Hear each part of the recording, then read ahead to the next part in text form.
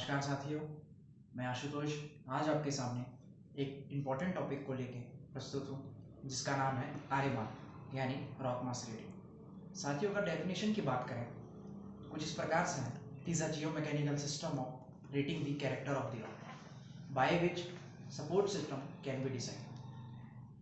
अर्थात यहाँ एक ऐसा जियोमैकेनिकल सिस्टम है जिसकी सहायता से हम किसी भी रॉक के कैरेक्टर को रेटिंग दे सकते हैं और उसके आधार पे सपोर्ट सिस्टम डिज़ाइन कर सकते हैं। इसका एक छोटा सा इंट्रोडक्शन देना चाहूँगा कि ये आया कैसे कॉन्सेप्ट। तो पोलैंड में 1973 में एक माइनिंग इंजीनियर थे Z.T. बेनियस्की, जिन्होंने इसको इंट्रोड्यूस किया और इंडिया में ये पॉल कमेटी, ISM धनबाद और CMRI जो कि अभी सिम्फर के नाम से जानी जाती है, इन तीनों की रिकमेंडेशन में DGMS सर्कुलर नंबर 3 ऑफ 1993 में इंडिया में इंट्रोड्यूस हुआ।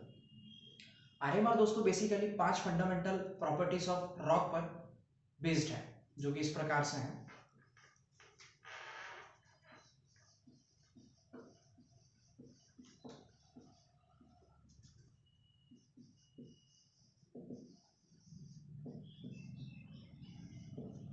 पहला, लेयर थिकनेस।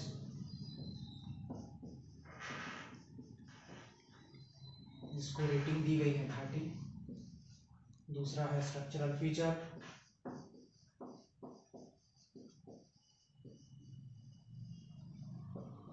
इसको रेटिंग दी गई है 25। तीसरा है वेदर एबिलिटी।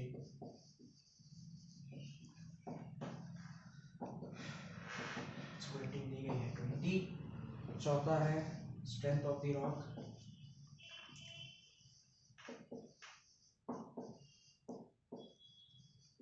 इसकी रेटिंग है 15।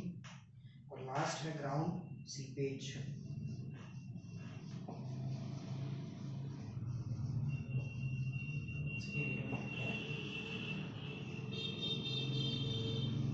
अगर इन पांचों रेटिंग को टोटल करें तो फिगर हमें मिलेगा 100। तो DGMS के सर्कुलर नंबर 3 जो कि 1993 में आया था, उसके अकॉर्डिंग किसी भी रॉक के आरएमआर को स्टडी करने के लिए हमें इन 5 पैरामीटरों को सबसे पहले स्टडी करना होता है। इन 5 पैरामीटरों को स्टडी करने पर ये जो फिगर मिला, इसे कहेंगे हम रॉ आरएमआर।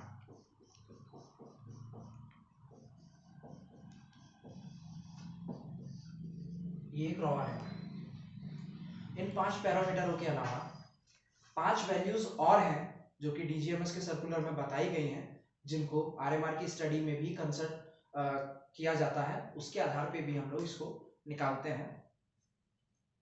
सबसे पहला है डेप्थ। दूसरा है लेटरल स्ट्रेसेस।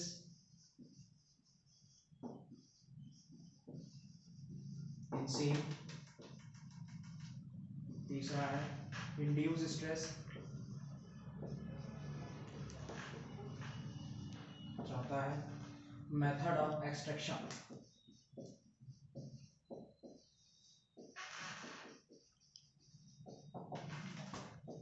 और लास्ट है गैलरी स्पैन।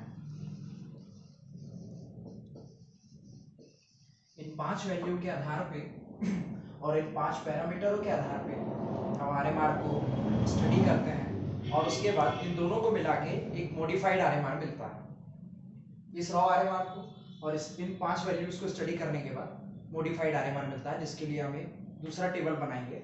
उसी को मेनली कंसीडर करते हैं, वही कंसीडर किया जाता है किसी भी रॉक के कैरेक्टर को रेटिंग देने के लिए।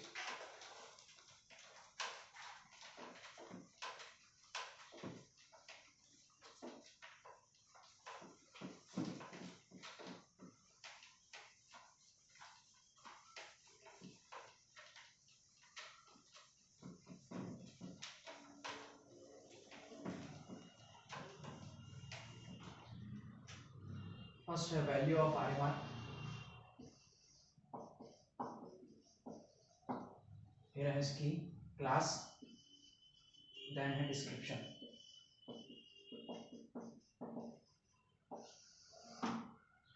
वैल्यू ऑफ आरएमआर में सबसे पहले है 0 से 20, जिसको क्लास 5th में रखा गया है। Very poor. डिस्क्रिप्शन में वेरी पुअर। ये बहुत इस आरएमआर के अंदर आने वाली रॉक वेरी प्योर मानी जाती है, पुअर। सेकेंड है 21 to 40, क्लास 4 1। थर्ड है 41 to 60, क्लास 3 फेयर। क्लास 4 है इसका 61 to 80, क्लास 2 गुड। और पांचवा है 81 to 100, ये फर्स्ट क्लास में आता है वेरी गुड।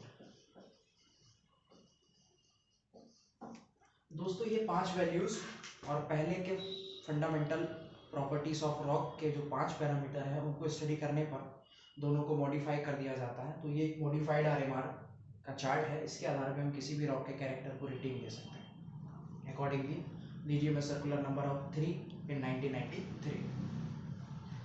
अब बात करते हैं आरएलडी की, जो एक बहुत इंपॉर्टेंट फैक्टर है किसी भी माइन में या किसी भी माइन के पैनल में सपोर्ट सिस्टम डिजाइन करने के लिए। आरएलडी का हम लोग कैलकुलेशन करते हैं, उसके लिए एक फॉर्मूला होता है, बहुत अच्छा कॉन्सेप्ट है और इम्पोर्टेंट भी है और आरएमआर से रिलेटेड है। जब तक हम लोग आरएमआर का स्टडी नहीं करेंगे तब तक हम आरएलडी किसी भी रॉक के लिए नहीं निकाल सकते। आरएलडी की डेफिनेशन की बात करें तो बेसिकली आरएलडी 1 स्क्वायर मीटर का रॉक कितना लोड देता है उसी को कहते हैं रॉक लोड डेंसिटी।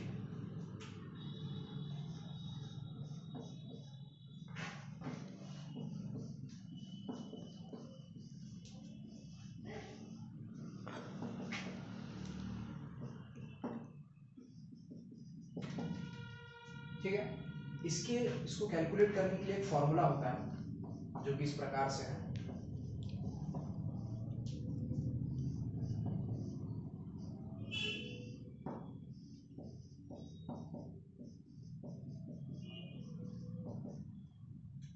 इसको मिटा देता हूं।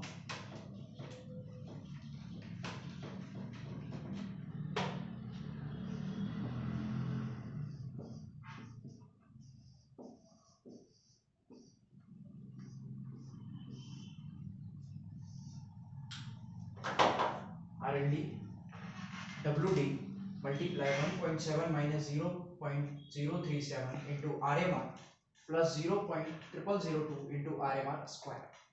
अब बात करते हैं इसमें W की। इसमें W का मतलब होता है width of gallery.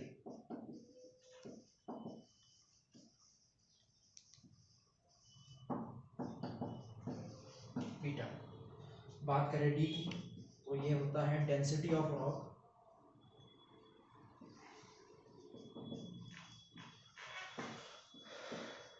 Ton per meter cube. इसकी वैल्यू जो है पहले से फिक्स है, जो होती है 2.5 ton per meter cube.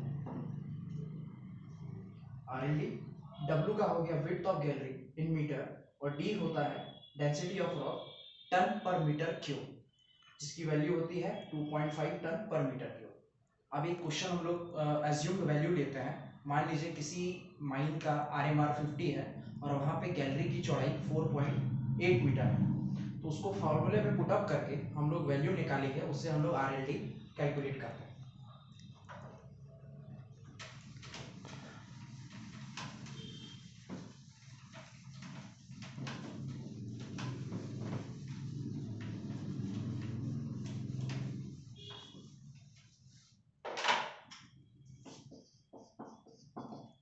WD तो विड्थ ऑफ गैलरी हमारे पास है 4.8 multiply density of rock, D यानी डेंसिटी ऑफ रॉक 2.5।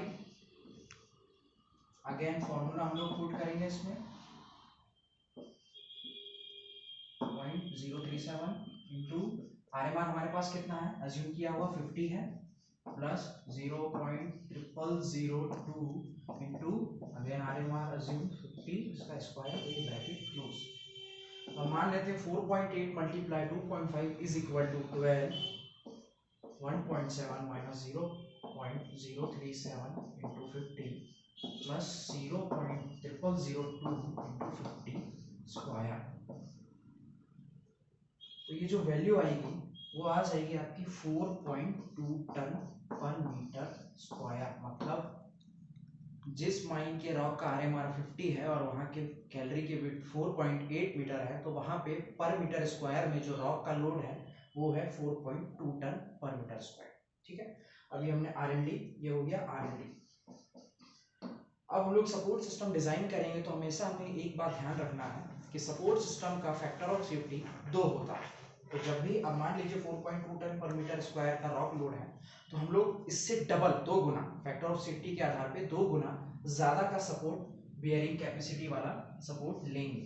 मतलब कहने का मतलब है कि अगर 4.2 टन पर मीटर स्क्वायर का लोड रॉक से आ रहा है तो हम उसको सपोर्ट करने के लिए 8.4 टन का लोड बियरिंग कैपेसिटी वाला सपोर्ट वहाँ पे इंस्टॉल करें। तो आप 4.2 इंटू 2 कर दीजिए, ये तो आपका हो गया यहाँ से R&D इंटू 2 जो है factor of safety of support या सपोर्ट है।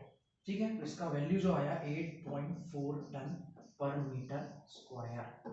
तो हम लोग 1 मीटर स्क्वायर के रॉक को सपोर्ट करने के लिए, जिसका वैल्यू आ रहा है 4.2 टन रॉक लोड डेंसिटी, उसको सपोर्ट करने के लिए minimum 8.4 ton per metre square का सपोर्ट सिस्टम डिज़ाइन करेंगे जो इतना भार वहन कर सकता है।